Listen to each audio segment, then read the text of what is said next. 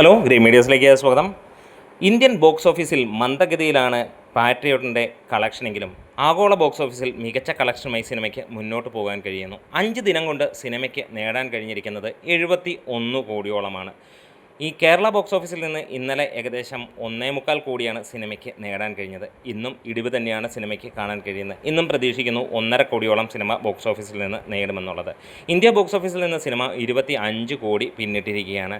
World വൈഡായിട്ട് മികച്ച രീതിയിൽ തന്നെ സിനിമ കളക്ട് ചെയ്യുന്നു. ഇന്നോടെ സിനിമ 75 കോടിയിലേക്ക് ടച്ച് ചെയ്യുമെന്നുള്ള പ്രതീക്ഷ തന്നെയാണ്. ഇന്ന് ഇതുവരെ 40,000-ഓളം ടിക്കറ്റുകൾ മാത്രമാണ് വിറ്റുപോയിരിക്കുന്നത്. എന്തായാലും മമ്മൂട്ടി മോഹൻലാലും ഒരുമിച്ച് വന്നിട്ടും ഒരു സിനിമയ്ക്ക് കിട്ടുന്ന ആ ഒരു കണക്കുകൾ നിരാശാജനകമെന്ന് തന്നെയാണ് പറയാനുള്ളത്. സിനിമ അതായത് വേറെ കാര്യങ്ങളൊന്നും തന്നെയല്ല സിനിമയെ ബാധിച്ചിരിക്കുന്നത്. പ്രത്യേകിച്ച് ആരും ഡീഗ്രേഡോ അങ്ങനെയുള്ള കാര്യങ്ങളൊന്നുമില്ല. ഇനീഷ്യലി ചില റിവ്യൂവേഴ്സ് അങ്ങനെ ഡീഗ്രേഡ് ചെയ്തിരുന്നുവെങ്കിലും മമ്മൂട്ടി മോഹൻലാൽ ഒരുമിച്ച് വരുന്ന ഈ ഒരു സിനിമയെ ആരാധകർ അത്ര ഡീഗ്രേഡ് ചെയ്തിരുന്നില്ല എന്നുള്ളത് തന്നെ എടുത്തു പറയേണ്ട ഒരു കാര്യമാണ്. അത് എന്താണെങ്കിലും അഭിനന്ദനീയർഹമായി കാണേണ്ട ഒരു കാര്യവുമാണ്.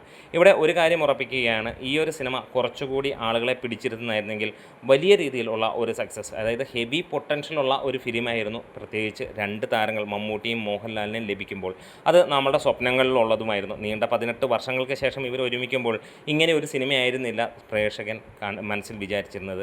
ഇവിടെ നടന്മാർ ഇല്ല, അല്ലെങ്കിൽ ഈ പറഞ്ഞ പോലെ മമ്മൂട്ടിയും മോഹൻലാലിനെയും അല്ല പ്രതിഷ്ഠിച്ചിരിക്കുന്നത്, സാധാരണ 2 നടന്മാരെ സിനിമയിലുടനീളം കാണിക്കുന്നു എന്നുള്ളത് അതൊരിക്കലും ഒരു ശരാശരി പ്രേക്ഷകൻ്റെ ഹൃദയത്തിൽ, അല്ലെങ്കിൽ ഒരു ഇച്ചിരി കൂടെ ടോപ്പ് ലെവലിൽ നിൽക്കുന്ന പ്രേക്ഷകന് പോലും ഉൾക്കൊള്ളാൻ കഴിയുന്നതല്ല. അതുതന്നെയാണ് സിനിമയെ ഈ ഒരു ഗതിയിലേക്ക് എത്തിവിടുന്നത്. 105 കോടി ബഡ്ജറ്റിൽ വന്ന ഈ ഒരു സിനിമ ബോക്സ് ഓഫീസിൽ പരാജയമായിരിക്കുമെന്നുള്ളത് ഉറപ്പിക്കാനും കഴിയുന്നു. കാരണം ഇന്നത്തെ ഈ ഒരു പോക്ക് ഒരുപക്ഷെ ഈ ഒരു സിനിമ 100-120 കോടി നേടുമായിരിക്കും.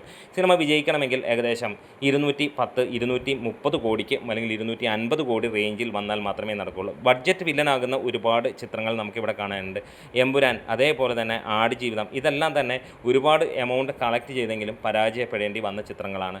കാരണം ബഡ്ജറ്റ് തന്നെയാണ് വില്ലനായി നിൽക്കുന്നത്. ചെറിയ സിനിമകൾ, മമ്മൂട്ടി സിനിമകളുടെ പ്രത്യേകതയും അത് തന്നെ 10, 12, 15 അല്ലെങ്കിൽ 20 കോടിക്കും താഴെയുള്ള സിനിമകൾ വന്ന് 80, 70 ഒക്കെ നേടി വിജയിക്കുന്ന ഒരു കാഴ്ച. അതുതന്നെയാണ് ഇപ്പോൾ നോക്കുമ്പോൾ മലയാളത്തിന് ആവശ്യവും. നല്ല സിനിമ വരിക, നല്ല കഥകൾ വരിക. ഇവിടെ ബഡ്ജറ്റല്ല ആരും നോക്കുന്നത്, ആളുകളെ കുത്തി നിറയ്ക്കുന്നതുമല്ല. ഇനി മമ്മൂട്ടിയെ മോഹൻലാലിനെ വെച്ചൊരു സിനിമ ചെയ്യുകയാണെങ്കിൽ അത് പ്രേക്ഷകന് ഇഷ്ടപ്പെടുന്ന ലെവലിലായിരിക്കണം, അല്ലാതെ സംവിധായകൻ്റെ സ്കില്ല് തെളിയിക്കുന്നതായിരിക്കരുത് എന്നുള്ളതാണ്. ഇവിടെ പ്രേക്ഷകൻ ആഗ്രഹിക്കുന്നത് മമ്മൂട്ടി വരുമ്പോൾ മമ്മൂട്ടിയുടെ മാനറിസങ്ങളും ആളുകൾക്ക് ഇഷ്ടപ്പെടുന്നതും, മോഹൻലാൽ വരുമ്പോൾ മോഹൻലാൽ മുണ്ട് മടക്കുന്നതും മീശ പിരിക്കുന്നതും ഒക്കെയാണ്. അത് തന്നെ നടക്കട്ടെ. വീഡിയോസ് ഇഷ്ടമായി സപ്പോർട്ട് ചെയ്യാം ഗ്രീൻ മീഡിയാസ്. അപ്പം ലൈക്കും ഷെയറും സബ്സ്ക്രിപ്ഷനും മറക്കണ്ട. ഒരിക്കൽ കൂടെ ഗ്രീൻ മീഡിയാസ്.